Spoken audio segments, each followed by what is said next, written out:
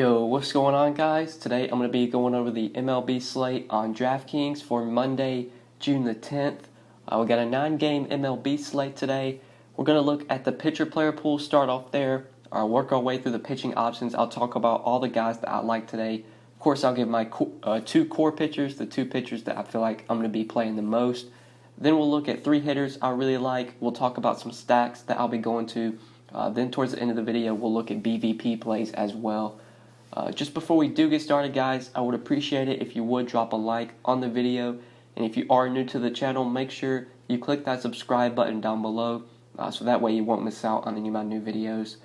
Starting off at the top of the pitcher-player pool, not sure why Lucas Giolito is listed as an option because he just pitched. Actually, like all the White Sox pitchers are in here, and I'm not sure why that is. Chris Sale is actually our most expensive option today. He is $10,900 facing the Rangers at home. I really like Chris Sale here. This is a Rangers team that strikes out a lot versus left-handed pitching. A bit of a ballpark downgrade as well from them. Going from Texas to Fenway Park, not as good of a hitter's park, not as good hitting weather either. It is going to be a little bit rainy, so that's something we're going to need to keep an eye on if this game is going to actually wind up playing or not. There's a couple games that have rain. This game's one of them. This Yankees-Mets game is expected to have a little bit of rain. So is this Phillies game. So those are 3 games we're going to need to keep an eye on when it comes to weather. But assuming this game plays, I really like Chris Sale at $10,900. He's just been dominant lately. He's been his dominant self, especially in that last start against the Royals. 9 innings, complete game, just 3 hits allowed, no walks, 12 strikeouts, 51 DraftKings points in his last start against the Royals. Chris Sale should be like closer to $12K here. Not sure why he's still $10,900. He should be priced up there with guys like Garrett Cole. We saw Cole was like $12,200 in his last start. With how well Sale is pitching lately, he should be priced up there like $11,500, $12K. At $10,900, he still remains a very good bargain. The only other $10K pitcher we can choose from besides Sale is Hyun-Jin Ryu. And although I think Ryu is very talented, this is just not the best matchup against the Angels team that doesn't really strike out much. They do have a low total, just a 3.8 implied run total. Obviously, there's a chance Ryu outscores Sale, but I'll just take my chances going to Sale. I know Sale's going to be a lot more popular than Ryu, but I don't know if Ryu has like that 40-point upside that Chris Sale has. He's gone for pretty decent games in his last start, like 22 against Arizona, 32 against the Mets. He's had some big starts in there, but normally in this situation, I would just prefer to pay the $500 and get to Chris Sale. Sale's in a much better strikeout matchup. I would say it's a worse team as well. So he's the guy that I want to pay up for. Then you have guys like Charlie Morton against Oakland, Mike Minor against the Red Sox, Herman Marquez at home in Coors against the Cubs. Those are some of the mid-tier options, and I don't really like the mid-tier options today. Like Morton against Oakland, I guess makes sense, but he's just so closely priced to Chris Sale that I think I would just rather play Chris Sale. Oakland is going to be running out a lot of righties. Charlie Morton is pretty good versus righties. He struggles more to lefties, and the only lefties that are going to be in the lineup are Matt Olson, Robbie Grossman, and Jurickson Profar. So I would say it's a pretty favorable matchup for Morton. Very nice ballpark as well. But again, I'll just try and find the $1,000 and get up to a guy like Chris Sale. Mike Minor against the Red Sox is not something I really want to go to. Herman Marquez, not the best spot against the Cubs, and he's also pitching in Coors. I know Marquez has been able to have success in Coors, but this is not the greatest spot. The Cubs, obviously a very good offense. Pretty high total, 5.2 implied run total for the Cubs. Not a ton of strikeouts in this lineup either. So I think I'll be avoiding Marquez. I don't really see myself going to this mid-tier unless I play a guy like Masahiro Tanaka. I think Tanaka at home against the Mets does make some sense at $7,900. Mets pretty low total. Mets team that strikes out a lot versus right-handed pitching.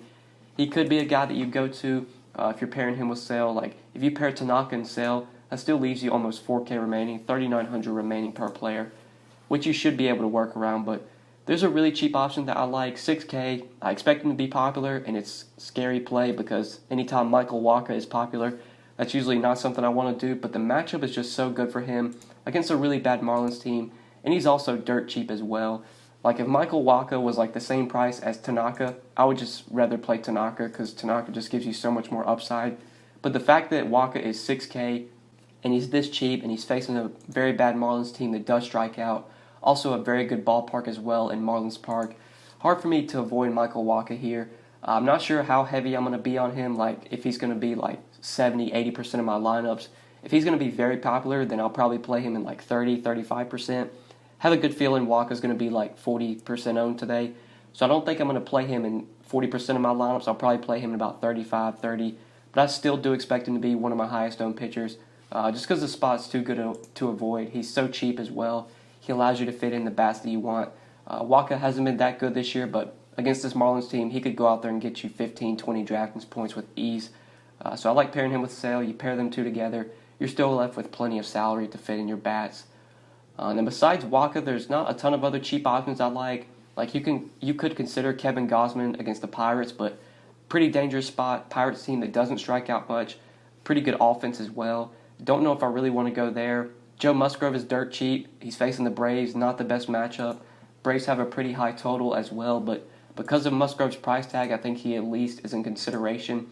And in his last start against the Braves, he did do pretty well. 24 DraftKings points, 8 innings, 5 hits, 3 runs, 6 Ks. A pretty decent start out of Musgrove. He was also dirt cheap in that start and came through. So I wouldn't be surprised if he put up about 20 DraftKings points again. But I still just feel so much better going to Waka just because I like his matchup so much more. So I think that's it for pitcher for me. Let's go ahead and talk about some bats now. So I'm actually going to start off at catcher. I usually never put catchers in my core, but I really like the top catcher here, Gary Sanchez against Jason Vargas. And the Yankees are one of my favorite stacks today. So Jason Vargas is coming off probably his best start ever as a major leaguer. I'll pull up the game log real quick just so I can see what it was. I know it was against the Giants. I actually played a little bit of Vargas that day. Threw a complete game shutout, 9 innings, 5 hits, no runs, 1 walk, 8 strikeouts, 41 DraftKings points in his last start. Now he has to face this Yankees team in Yankee Stadium. This is just such a worse spot for Vargas. Getting to face the Giants at home and now having to face the Yankees on the road. Just not the same spot. I don't believe that Vargas has fixed things or turned things around. I still think he's a pitcher that we want to pick on. And it kind of shows in the Vegas total, 5.5 implied run total for the Yankees. And these Yankees bats are actually really cheap in my opinion. Like DJ LeMahieu, Luke Voit, 45, 4,400. Gary Sanchez is pretty expensive at 51, but Hicks at 4,100, Torres at 4,300. Didi, lefty on lefty, I don't mind, 3,900. Clint Frazier's only 4K. The Yankees are actually really cheap today in my opinion off of what their prices normally are. So I really like Gary Sanchez here at 5,100. This is a dude that just has so much power versus lefties and righties. And Vargas will definitely give up home runs to righties. So I really like going to Sanchez. Also really like Gleyber Torres, especially at his price tag of just 4,300. Torres, another guy that has a ton of power versus lefties. Vargas will give up home runs to right-handed hitters.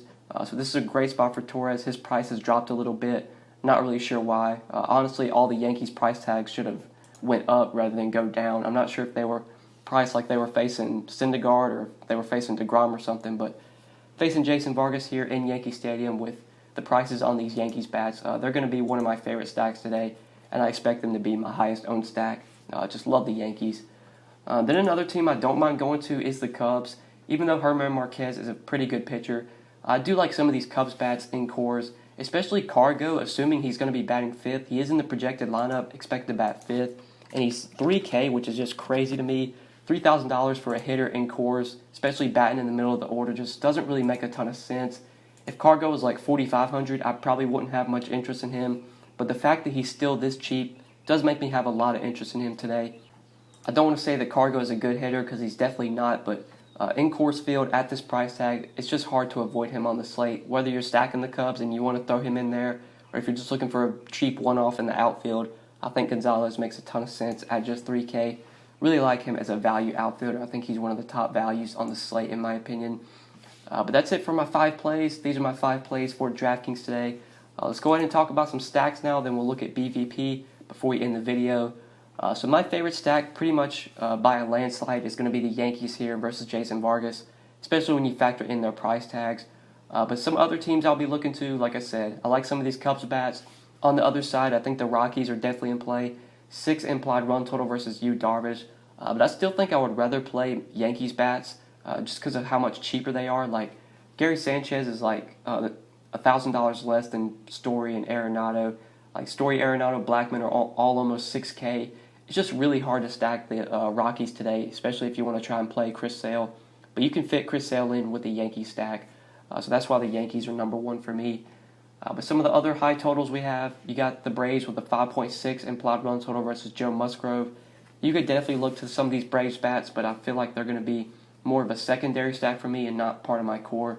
I just really think I'm going to be loading up on the Yankees today. They're the team I'm either going to ride or die on. If the Yankees go off, I'm probably going to have a good night. If the Yankees get shut down by Vargas, then I'm probably going to lose, but that's kind of how it's going to be. I just really like the Yankees here. But now let's go ahead and look at some BVP real quick before we end the video. So we got a couple BVP plays. I'll go ahead and cover these before we end the video. So Brett Gardner gone 4 for 13 with the home run off of Jason Vargas. Aaron Hicks 4 for 14 with the home run off of Vargas. Martin Prado 4 for 14 with the home run off Michael Wacha. Starlin Castro has hit Wacha really well, 12 for 25 with 3 home runs. Chris Davis 3 for 16, 2 home runs off Charlie Morton. Delano DeShields 4 for 12 off Chris Sale.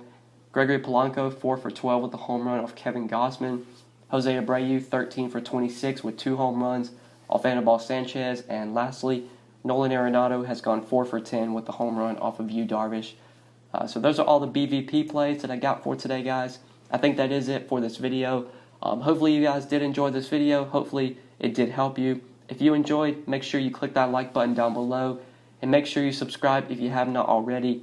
And if you do have any questions, feel free to leave them down in the comment section below. Or like always, you can hit me up on Twitter at the DFS_GOAT. Feel free to message me on Twitter if you do have any questions. But that's pretty much it, guys. Thank you so much for watching. I really appreciate it. I hope you enjoyed, and we will see you in the next one. Good luck tonight. Peace.